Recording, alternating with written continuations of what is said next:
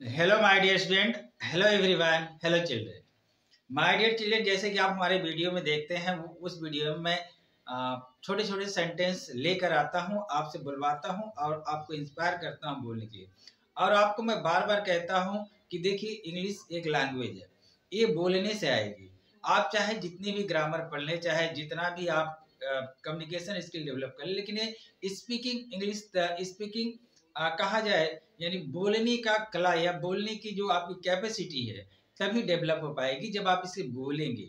जब तक आप इसे बोलेंगे नहीं, तब तक आपका ये डेवलपमेंट नहीं होना है। दूसरी चीज हम आपको ये बताते हैं कि एग्जाम्पल देकर के देखिए, भाषा को बोलने के लिए, भाषा मतलब भाषा को बोलना सीखने के लिए भाषा का बोलना बहुत जरूरी होता है। और इसीलिए मैंने आपको छोटे छोटे सेंटेंसेस बना के आपको कुछ ऐसे बेसिक सेंटेंसेस या बेसिक वर्ड हैं जिनको मैं बार बार आपको अपने वीडियो के माध्यम से बताया और कहा कि आप इसकी प्रैक्टिस करें, घर में करें। और साथ साथ मैंने गार्जियन से भी कहा कि अगर आप घर में छोटे बच्चे हैं, और आज के सिचुएशन क्या है कि हर गार्जियन चाहता है कि मेरे बच्चे अंग्रेजी में एक्सपर्ट बन जाए, इसीलिए वो अपने बच्चों को अंग्रेजी मीडियम में भेजता है। लेकिन सिचुएशन होता क्या है, देखिए, कोई भी स्कूल क्या करता है, आज के जो हमारे इर्द गिर्द जो भी विद्यालय खुलते हैं, इस विद्यालय में सिर्फ अंग्रेजी मीडियम है, वहां पर अंग्रेजी किताबें होती है, लेकिन वहां देखिए भाषा, आपका लड़का तभी एक्सपर्ट बनेगा अंग्रेजी बोलने और लिखने और समझने में जब तक कि वो बोलेगा नहीं। तो मेरे वीडियो में आप ये सारे चीज देखते हो, लेकिन आज का जो क्लास में बता रहे हैं, ये क्लास क्या है, एक ग्रामर अंग्रेजी ग्रामर की एकदम बेसिक क्लास है, जान लीजिए। एकदम बिगिनिंग से शुरुआत कर रहा हूँ। तो माय डियर चिल्ड्रन, हम आपसे ज्यादा बातें नहीं करेंगे, मैं शुरुआत करता हूँ अंग्रेजी या मतलब अंग्रेजी ग्रामर की बेसिक की। चलिए देखिए, सेंटेंस, जैसे कि हम हिंदी में सेंटेंस पढ़ते हैं, अंग्रेजी में सेंटेंस पढ़ते हैं। जैसे सेंटेंस का मतलब हम हिंदी की किताबें भी पढ़ते हैं और अंग्रेजी की भी किताबें पढ़ते हैं। और जो भी अंग्रेजी के किताब में जो भी सेंटेंस होते हैं और हिंदी की किताब में जो भी सेंटेंस होते हैं, उन तीनों का सिमिलरिटी एक है, लेकिन क्रम थोड़ा सा डिफरेंट है। वो अब पहले हम समझेंगे। जैसे कि अंग्रेजी का जो, जैसे कि हिंदी का जो भी वाक्य होता है, जैसे उसमें भी सब यानी कर्ता, कर्म और क्रिया होता है।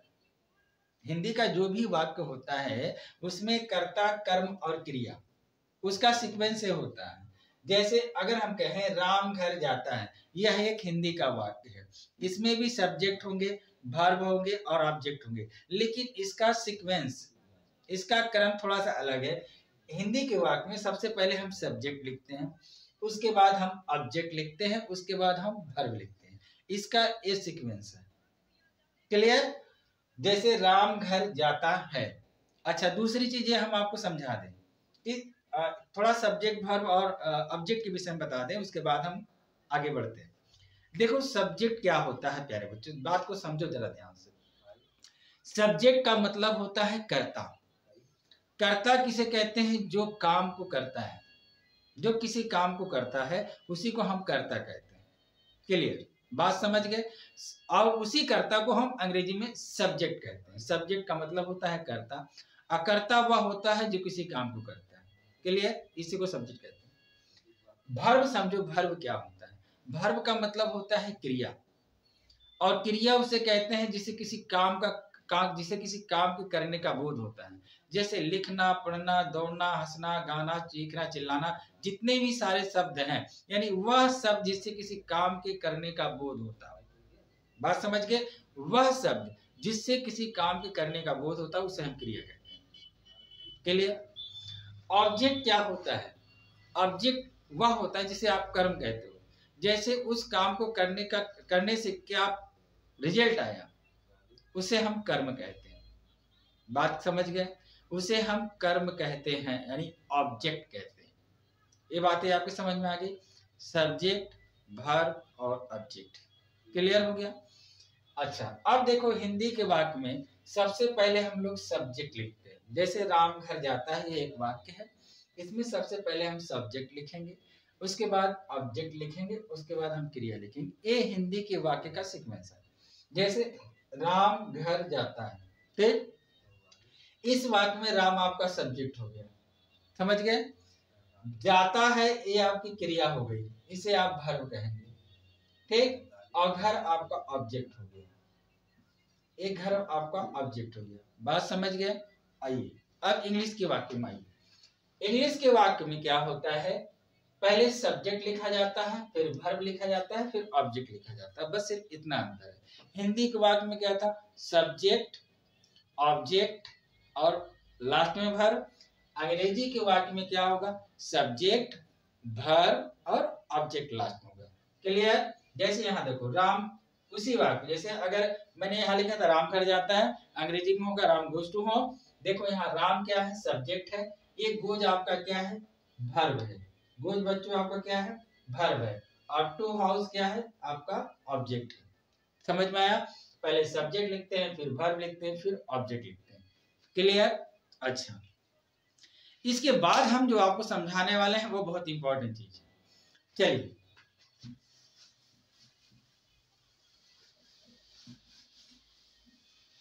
देखिए जरा ध्यान से, ये सेंटेंस सब्जेक्ट, वर्ब और ऑब्जेक्ट हमने लिख दिया, सब्जेक्ट, वर्ब और ऑब्जेक्ट। देखो हम जब शुरू में हम लोग पढ़ते थे ना, उस समय क्या सिचुएशन होता था, उस समय हम लोग को सिखाया जाता था कि ये सिखाया जाता है कि थर्ड पर्सन सिंगुलर नंबर के साथ क्रिया के अंत में यस या यस लगाते हैं। सेकंड पर्सन और फर्स्ट पर्सन और सेकंड पर्सन के साथ हम लोग क्रिया के अंत में यस या यस नहीं लगाते, उस समय हम लोग सीखे थे। या फिर कहा जाए, यह भी सिखाया जाता था स्कूल में बच्चों को कि अगर एक वचन कर्ता के साथ क्रिया के अंत में यस या यस लगाते हैं, बहुवचन कर्ता के साथ हम लोग क्रिया के अंत में यस या यस नहीं लगाते, ऐसा सिखाया जाता है। लेकिन आज हमारी क्लास में ऐसा बिल्कुल भी हम लोग नहीं सीखने वाले, एकदम सिंपल सा प्रोसेस है, इसको सीख लेंगे। देखो प्यारे बच्चों, ध्यान सुनना मेरी बात। जैसा कि यहाँ लिखा मैंने सब्जेक्ट, वर्ब और ऑब्जेक्ट, ठीक है। यहाँ देखो ये जो सब्जेक्ट है इसकी भी दो कैटेगरी है, इसकी भी दो कैटेगरी है। ये जो वर्ब होगा इसकी भी दो कैटेगरी है बच्चों, यहाँ आप समझो। सब्जेक्ट की दो कैटेगरी में, एक कैटेगरी है सिंगुलर की, सिंगुलर की, दूसरी कैटेगरी है प्लूरल की, ठीक। उसी तरह जो वर्ब है इसकी भी एक कैटेगरी है सिंगुलर की, सिंगुलर कह लो, सिंगुलर की, और इसकी जो कैटेगरी है दूसरी कैटेगरी है, ये है प्लूरल की, प्लूरल की। यानी यहाँ आप समझो, यानी सब्जेक्ट और वर्ब की दोनों की दो दो कैटेगरी है। जिस तरह सब्जेक्ट की एक कैटेगरी है सिंगुलर की, दूसरी कैटेगरी है प्लूरल की, उसी तरह वर्ब की भी एक कैटेगरी है सिंगुलर की, दूसरी कैटेगरी है प्लूरल की, ठीक। अब देखो सब्जेक्ट के सिंगुलर कैटेगरी में क्या क्या आते हैं, देख लो जरा। सब्जेक्ट के सिंगुलर कैटेगरी में आपके आते हैं ही, सी, किसी व्यक्ति का नाम, जैसे राम, श्याम, सोहन, मोहन, जो भी नाम, यानी जितने भी नाम हो सबके सब सिंगुलर कैटेगरी में आएंगे। इट आता है, दिस आता है और दैट आता है, इसे हम सिंगुलर सब्जेक्ट की कैटेगरी में मानते हैं। प्लूरल कैटेगरी में क्या आता है, देखो सब्जेक्ट की प्लूरल कैटेगरी में आता है आई। आई होता है सिंगुलर, लेकिन इसे रखा जाता है, इसको हम लोग ग्रामर में इसको ट्रीट करते हैं एज ए प्लूरल, वो हम बाद में बातें करेंगे, बाद में समझाएंगे, पहले आप समझिए। आई प्लूरल सब्जेक्ट की कैटेगरी में आता है यू, दे, वे। ये जितने सारे, ये जो चार जो है हमारे सब्जेक्ट, ये प्लूरल कैटेगरी में आते हैं, ठीक। इतनी बातें आई होप आपको समझ में आ गया होगा। अब हम बात करेंगे वर्ब, अब हम बात करेंगे वर्ब के विषय में। देखो माय डियर चिल्ड्रन, जिस तरह की सब्जेक्ट की दो कैटेगरी होती है उस तरह हमारे वर्ब की भी दो कैटेगरी होती है। अब वर्ब का मतलब होता है क्रिया, और आप अपनी डिक्शनरी में जितने भी वर्ड मीनिंग पाएंगे सबके सब वर्ब है, और सबके सब जितने भी सारे वर्ब है ना, सबके सब प्लूरल वर्ब है, प्लूरल वर्ब है। एज पर एग्जाम्पल आपको समझाने की कोशिश करता हूँ। जैसे आप डिक्शनरी में जाएंगे, उसमें गो का मीनिंग खोजेंगे तो आपको मिलेगा, लेकिन कहीं गोज का मीनिंग खोजो तो नहीं मिलेगा, गोज आपको मिलेगा ही। तो मैं आपको यह बताना चाहता हूं कि आपका जो भी वर्ब है ना, ये सारे के सारे वर्ब पैदाइशी प्लूरल होते हैं, पैदाइशी प्लूरल होते हैं। अब उसे सिंगुलर बनाने के लिए हमको क्या करना पड़ता है, सिंगुलर बनाने के लिए हमको उस वर्ब में यस लगाकर हम उसको सिंगुलर बनाते हैं। ध्यान से देखो वर्ब में जैसे गो, ये आपका सिंगुलर वर्ब है, ठीक है, सॉरी प्लूरल, सॉरी यहाँ देखो, यहाँ प्लूरल वर्ब है, गो आपका प्लूरल वर्ब है। गो के बाद मान लो कम, ये भी आपका प्लूरल वर्ब है। आपने लिखा राइट, राइट WRIT राइट, ये आपका प्लूरल वर्ब है।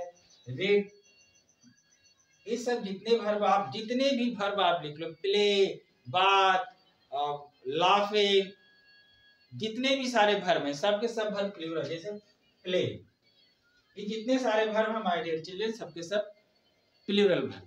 बात समझ में? अब वर्ब को हमको सिंगुलर बनाने के लिए हमको इसके अंत में यस या ईएस लगाते हैं तो वर्ब हमारा सिंगुलर बन जाता है। जैसे गो है, गो के अंत में हम जब ईएस लगा देते हैं तो हमारा सिंगुलर वर्ब बन जाता है। जैसे कम है, कम के अंत में COMES, कम जब हम बना दें, कम बना देंगे तो हमारा क्या बन जाएगा? सिंगुलर वर्ब बन जाएगा। जैसे राइट है, WRITES, जब इसके अंत में हम यस लगा देंगे तो हमारा सिंगुलर वर्ब बन जाएगा। रीड है, READS, जब हम इसके अंत में यस लगा देंगे तो हमारा सिंगुलर वर्ब बन जाएगा।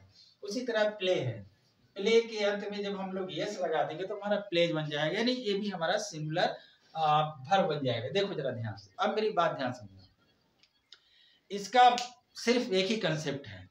हम कोई भी ट्रांसलेशन बना दे या कोई भी अनुवाद बनाए तो उसका सिर्फ एक ही कंसेप्ट है। उसका सिर्फ एक कंसेप्ट है my dear children, singular subject हमेशा सिंगुलर वर्ब लेगा। एकदम क्लियर समझिए, singular subject always take singular verb, plural subject always take plural verb. बात क्लियर हो गई? और इसके बाद एक वचन करता, बहुवचन करता, थर्ड पर्सन, सिंगुलर पर्सन, ये सब कुछ भी याद करने की आवश्यकता नहीं। खाली आपको इतना जानना है, अगर हमारा सिंगुलर सब्जेक्ट होगा तो सिंगुलर वर्ब लेगा, अगर हमारा प्लूरल सब्जेक्ट होगा तो प्लूरल वर्ब लेगा। बस आपको सिर्फ इतना ही कंसंट्रेट करना और बाद बाकी किसी भी प्रकार का बहुत ज्यादा नॉलेज रखने की आवश्यकता नहीं है। सिंपल सी एक ही बात है, singular subject always take singular verb, plural subject always take plural verb. बात समझ गए? अब जरा देखो जरा ध्यान से, जैसे मैंने कहा ये हमारा सिंगुलर सब्जेक्ट, ही हमारा सिंगुलर सब्जेक्ट है। आप जब भी, जैसे अगर मैं कहूं वह जाता है, यहाँ देखो थोड़ा सा, यहाँ जगह है, अगर हम कहें तो वह जाता है, ही का मतलब वह, समझ गए?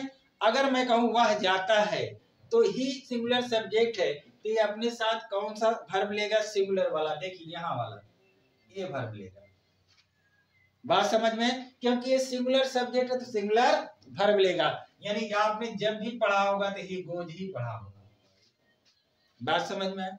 मैंने कहा राम राइट्स, राम लिखता है, राम सिंगुलर सब्जेक्ट है, ये अपने साथ सिंगुलर वर्ब लेगा, राम राइट्स। जब भी लिखा जाएगा तो राम राइट्स लिखा जाएगा। बात समझ गए? मैंने कहा सी,